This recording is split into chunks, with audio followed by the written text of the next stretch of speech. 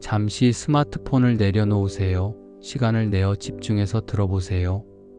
기도를 응답받기 위해 꼭 들으셔야 합니다. 잠깐, 지금 기도 잘 되고 계신가요? 혹시 요즘 기도하려고 하면 갑자기 딴 생각이 밀려오고 뭐부터 기도해야 하지 하며 마음이 텅 빈 느낌 경험하고 계신가요? 눈은 감았는데 생각은 자꾸 떠돌고 기도는 시작했지만 몇 마디도 채 못하고 그냥 끝내버린 날 혹시 반복되고 있진 않으신가요? 그렇다면 그건 단순한 게으름이 아니라 영적인 전쟁 한복판에 계신 것일 수 있습니다. 우리는 혈과 육을 상대하는 것이 아니요. 사탄은 우리가 기도하지 못하도록 아주 교묘하고 조용하게 그리고 철저하게 방해합니다. 기도가 끊기면 믿음도 평안도 방향도 흐려지기 시작합니다. 하지만 반대로 이 방해의 정체를 알아차리고 이기면 기도는 다시 능력으로 살아납니다. 오늘 영상에서는 사탄이 우리의 기도를 어떻게 방해하는지를 실제적인 예시와 말씀을 통해 하나씩 풀어드립니다. 마지막까지 함께 하시면 기도가 막히는 이유뿐 아니라 어떻게 다시 살아나는지를 깊이 깨닫게 되실 겁니다. 끝까지 집중해 주세요. 지금 당신의 기도는 싸우고 있습니다. 사탄이 방해하는 첫 번째는 분주함으로 기도를 미루게 합니다. 하루를 시작할 때 기도로 시작하고 싶다는 마음은 누구나 있습니다. 하지만 눈을 뜨는 순간부터 현실은 그렇게 만만하지 않죠. 눈을 뜨자마자 가장 먼저 손이 가는 건 성경책이 아니라 휴대폰입니다. 잠든 사이 쌓인 알림, 문자, 뉴스, SNS 피드. 하루가 시작되기도 전에 마음은 이미 분산되어 있습니다. 오늘은 꼭 기도하고 시작해야지 결심했지만 욕실에서 핸드폰 들고 유튜브 영상을 켜고 아침 준비하면서 라디오를 틀고 출근 준비하면서 머릿속은 이미 업무로 가득 찹니다. 그러다 문득 시간이 없다는 걸 깨닫고 오늘은 그냥 나중에 해야겠다. 그 나중은 보통 저녁이죠. 그런데 저녁엔 또 너무 피곤합니다. 눈꺼풀이 무거워지고 기도하려고 눈을 감으면 3초 만에 잠들어 버립니다. 이렇게 하루, 이틀, 사흘. 기도는 점점 뒤로 밀려나고 기도하지 않은 하루가 익숙해집니다. 그러면서도 마음 한편에선 내가 지금 뭔가를 놓치고 있다는 설명하기 힘든 공허함이 자꾸 쌓입니다. 사탄은 절대 기도하지 말라고 말하지 않습니다. 그 대신 아주 교묘하게 이렇게 속삭입니다. 지금은 바빠. 이따가 하자. 그건 다음에 해도 늦지 않아. 중요한 일이 먼저야. 심지어 경건해 보이는 일들조차도 기도를 미루게 만드는 도구가 될 수 있습니다. 교회 봉사, 성경 공부, 각종 모임. 모두 좋은 일이지만 기도 없는 사역은 속 빈 껍데기일 수 있습니다. 한번 스스로에게 물어보세요. 내가 오늘 하루 중 하나님과 단둘이 대화한 시간이 있었나? 그게 단 5분이라도 마음을 집중해드린 시간이었는지요. 너희는 먼저 그의 나라와 그의 의를 구하라. 이 말씀은 단지 우선순위가 아니라 생존의 질서입니다. 하나님을 먼저 찾으면 모든 것이 제자리를 찾습니다. 반대로 기도가 뒤로 밀리면 삶도 점점 엉켜갑니다. 오늘도 바쁩니다. 해야 할 일이 쏟아지고 시간은 늘 부족합니다. 하지만 기도는 남는 시간에 하는 것이 아니라 먼저 떼어놓는 시간입니다. 그 5분, 그 단 1분을 먼저 하나님께 드릴 때 하나님은 그날 하루 전체를 하늘의 리듬으로 재조정해 주십니다. 그리고 그 작은 시작이 기도가 회복되는 첫걸음이 됩니다. 사탄의 두 번째 전략은 의심을 심어 기도를 멈추게 하는 것입니다. 기도는 하나님과 나 사이의 신뢰의 다리입니다. 그런데 이 다리를 조용히 무너뜨리는 존재가 있습니다. 바로 의심입니다. 기도한 지 오래됐는데도 아무런 변화가 느껴지지 않을 때 우리 마음엔 작은 의심의 씨앗이 하나 심어집니다. 정말 하나님은 내 기도를 듣고 계신 걸까? 그분은 지금도 나와 함께 하실까? 이 의심은 처음엔 아주 작고 가벼운 생각처럼 보입니다.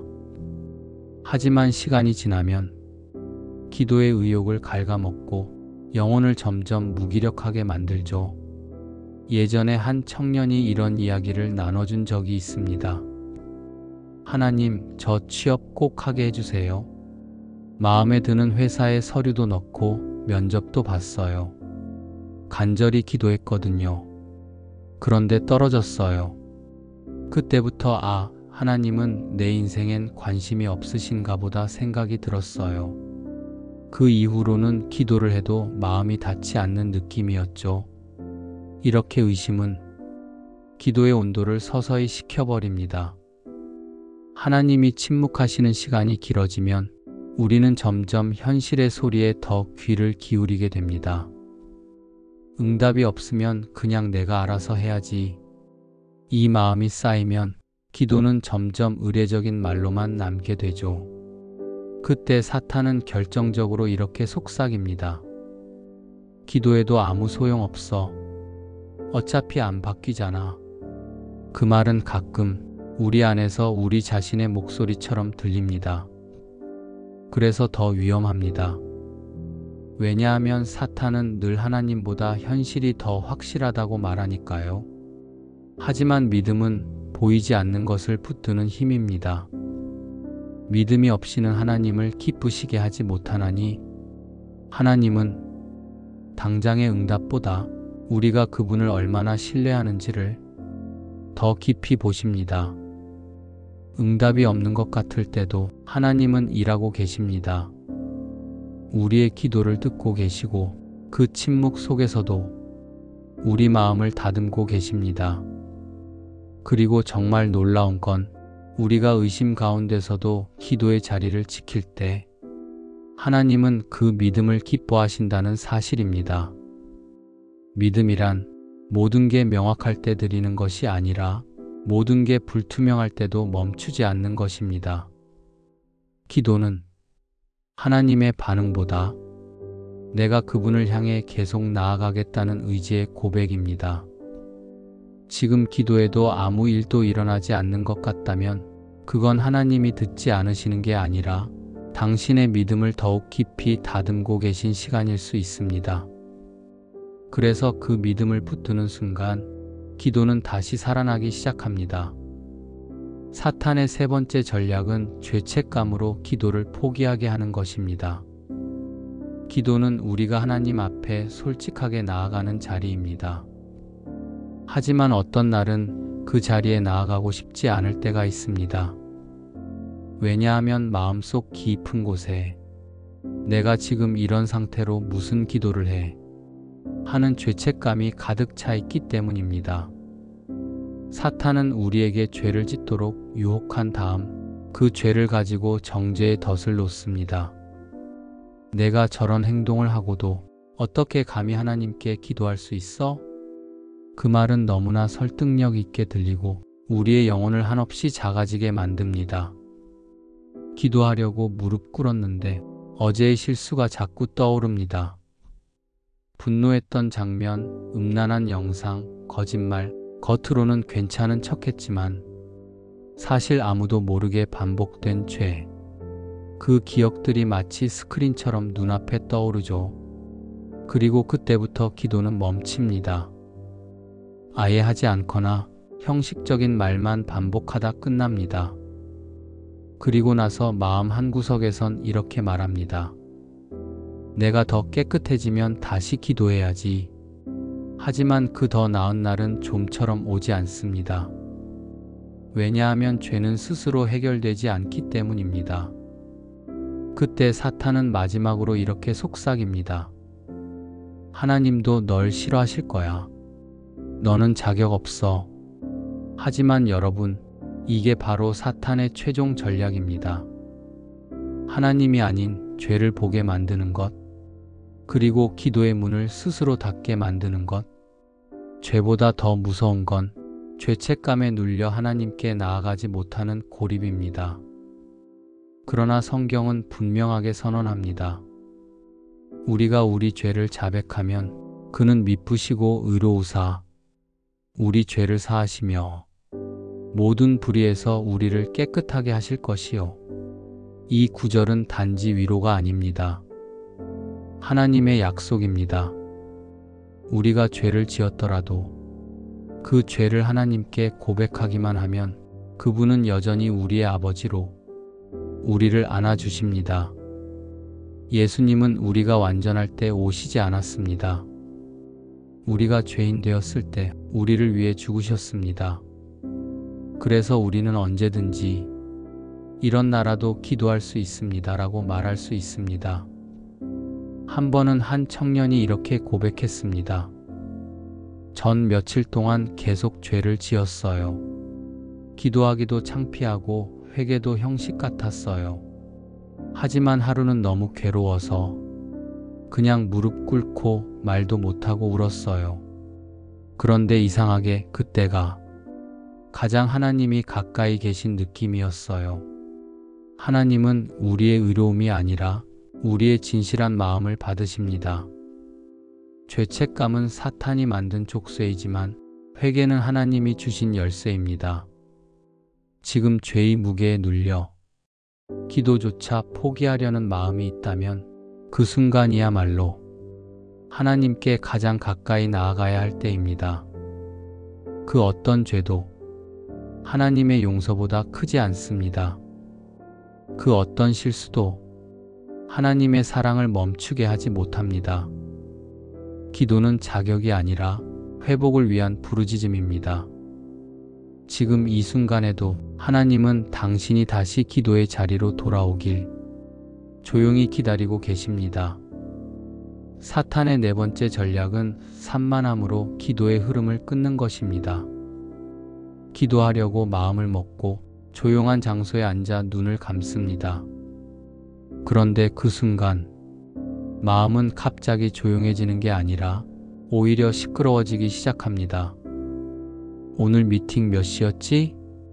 아, 친구 생일 카드 안 보냈네. 아까 그 문자는 무슨 뜻이었을까? 기도는 시작했지만 생각은 멈추지 않습니다. 기도의 자리에서 하나님을 만나야 할 그 시간에 오히려 머릿속은 온갖 할 일과 걱정으로 가득 찹니다.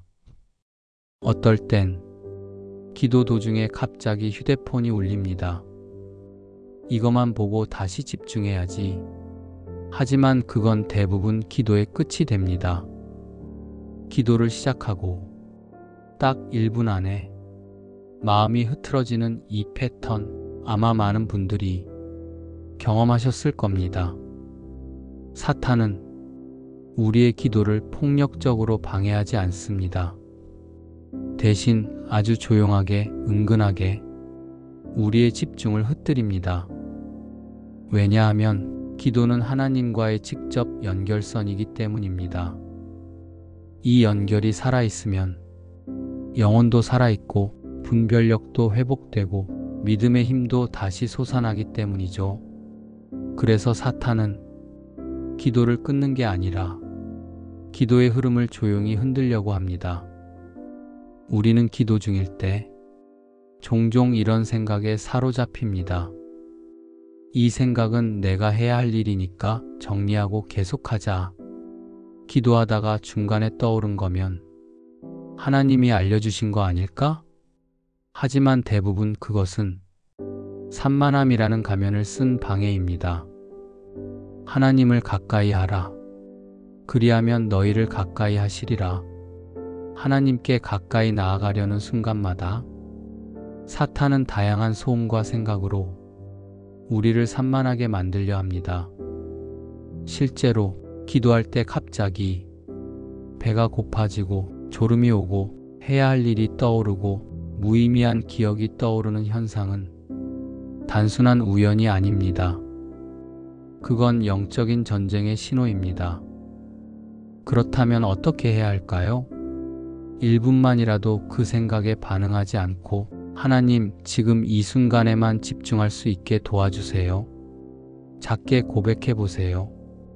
그러면 하나님은 그 짧은 중심 기도를 통해 당신의 마음을 다시 붙잡아 주십니다. 한 사모님은 이렇게 말했습니다.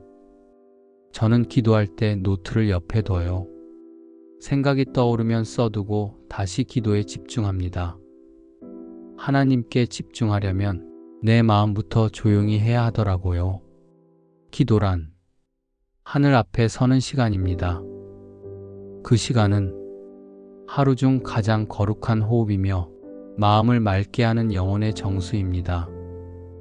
산만함이 찾아온다는 건 그 기도가 얼마나 강력한지, 사탄이 얼마나 두려워하는지 오히려 반증하는 증거입니다.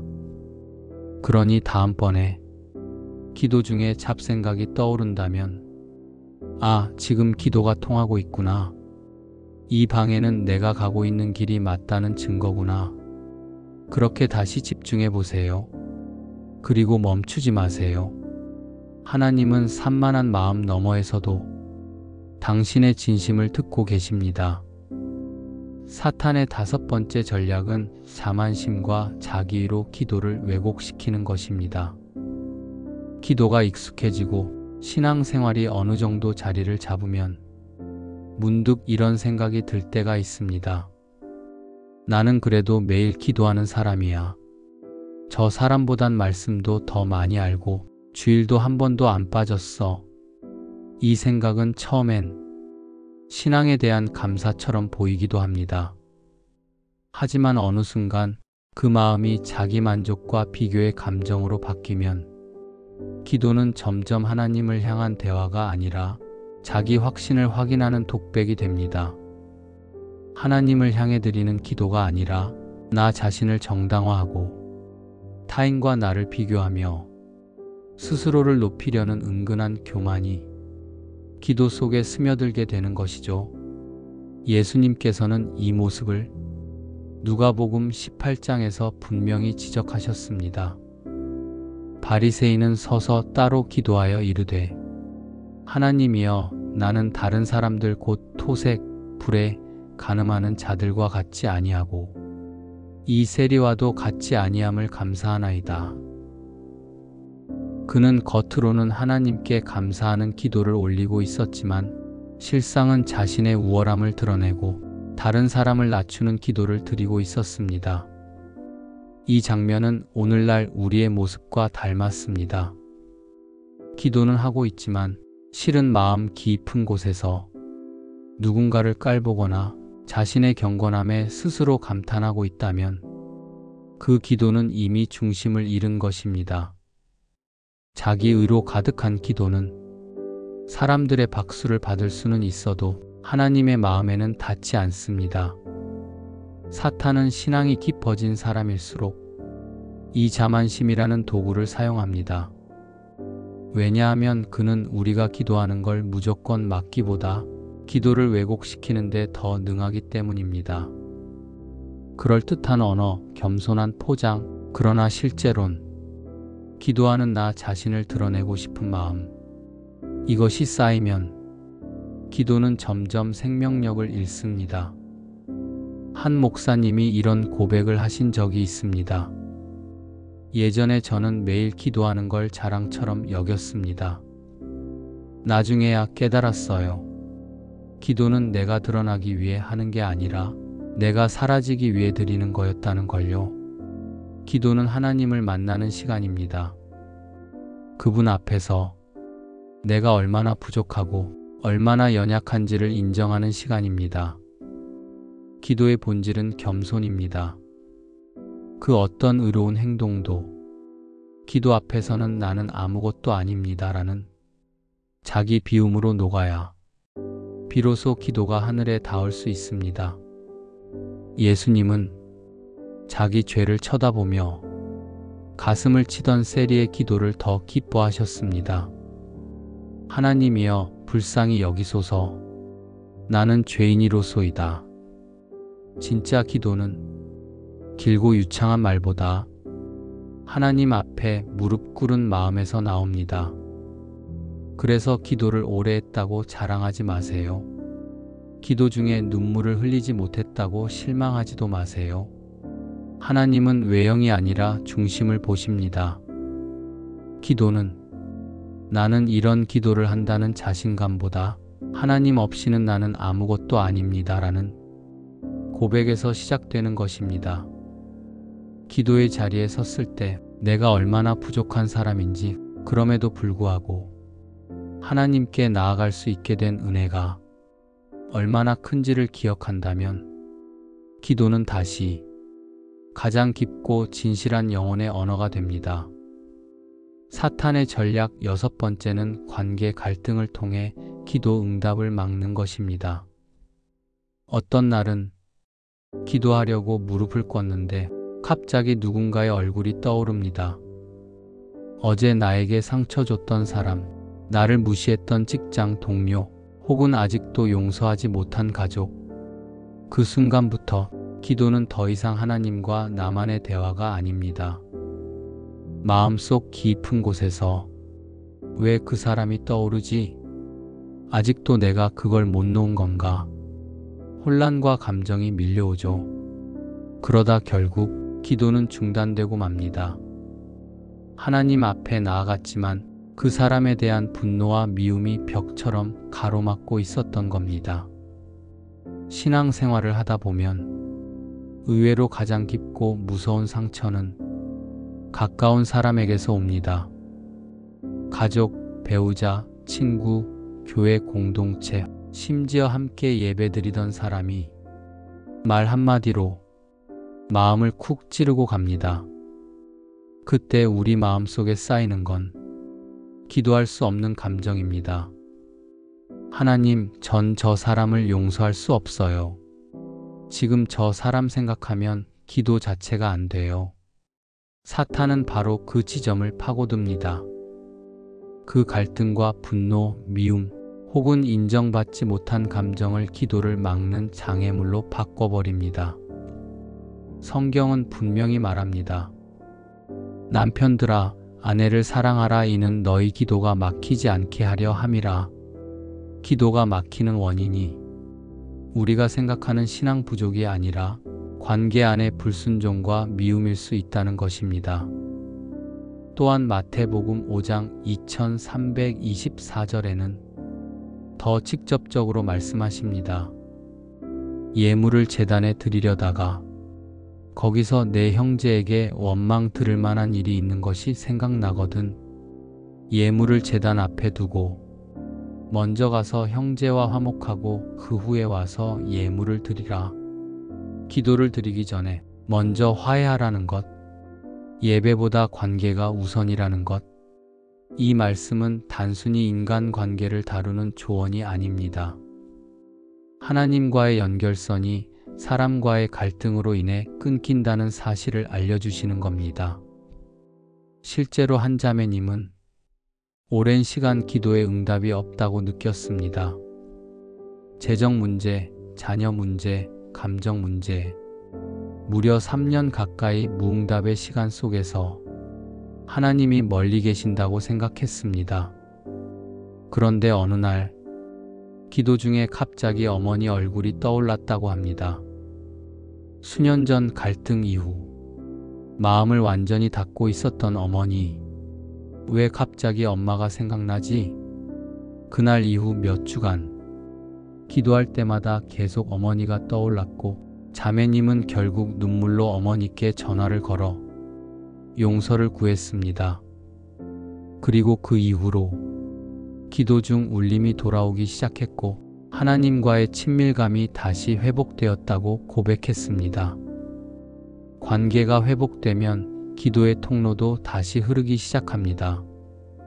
사탄은 우리가 사람을 미워하게 만들고 그 미움을 하나님의 임재와 말씀 앞에 자연스럽게 가져온 감정처럼 포장합니다.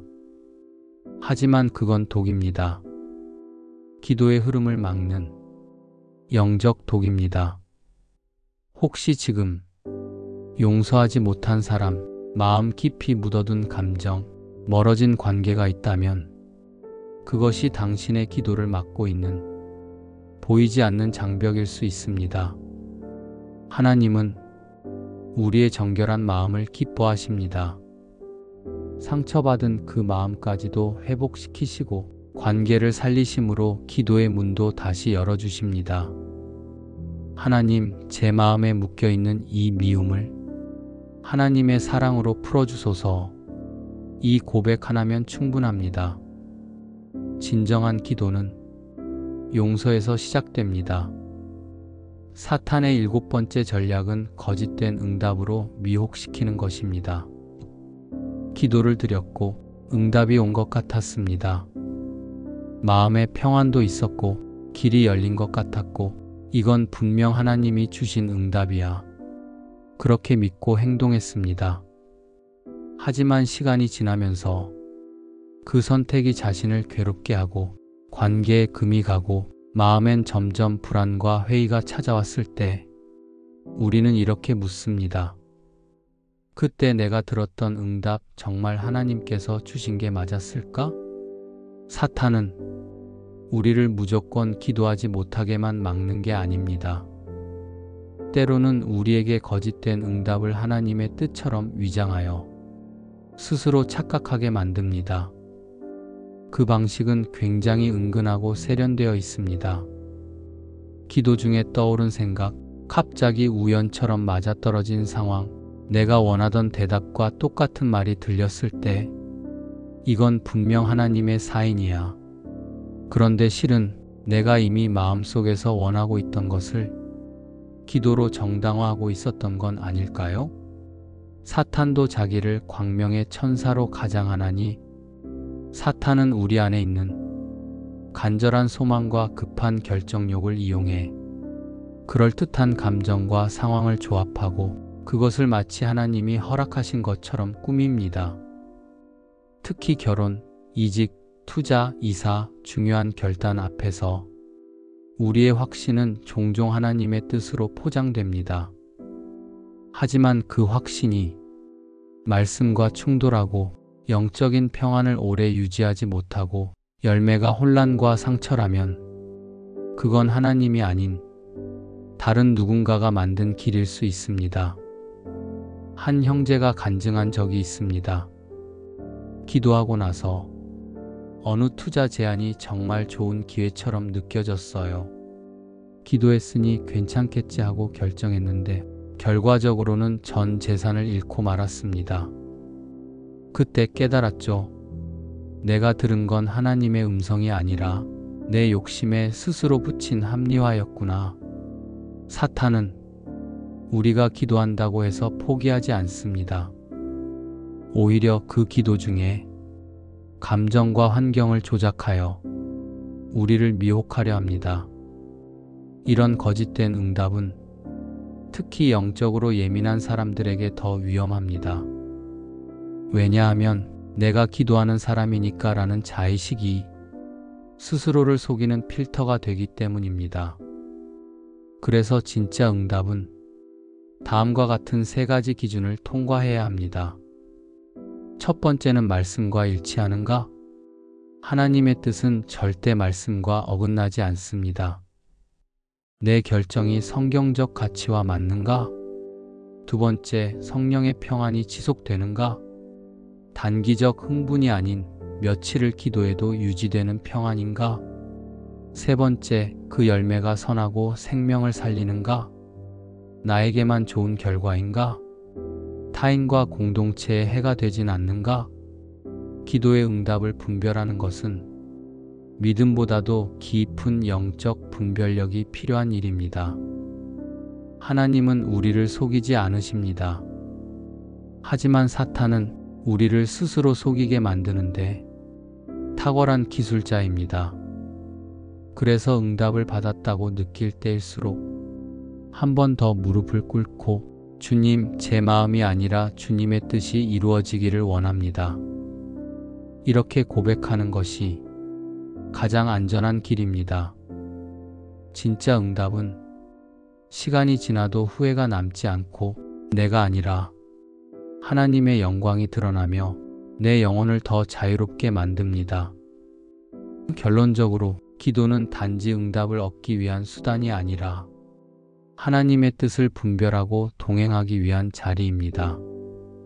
사탄은 때때로 응답이라는 이름으로 우리를 먼 길로 이끌지만 하나님은 언제나 진실한 기도를 드리는 이의 마음을 정직하게 인도하십니다. 그러니 오늘도 응답보다 더 중요한 분별을 위해 기도하십시오. 끝으로 기도를 포기하게 만드는 모든 전략을 이기는 길에 대해서 말씀드립니다. 이제 우리는 알게 되었습니다. 기도가 안 되는 게 단순히 내가 나태해서만은 아니었다는 것. 그 이면에는 기도를 무력화시키려는 보이지 않는 영적 전쟁이 존재하고 있다는 것을요. 사탄은 결코 소란스럽지 않습니다. 아주 조용하고 교묘하게 그리고 때로는 거룩한 척하며 우리의 기도를 빼앗습니다. 분주함으로 기도의 시간을 없애고 의심으로 무기력하게 만들고 죄책감으로 하나님 앞에 나아가지 못하게 하고 생각을 산만하게 만들어 흐름을 끊고 자만심으로 중심을 흐리고 관계 갈등으로 응답을 차단하며 거짓된 응답으로 뜻을 왜곡시킵니다. 그 전략은 다양하지만 목표는 단 하나입니다. 우리가 기도하지 못하도록 만드는 것.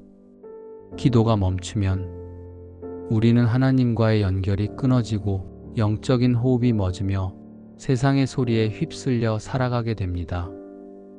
하지만 기억하세요. 기도가 끊긴다고 하나님이 떠나는 건 아닙니다.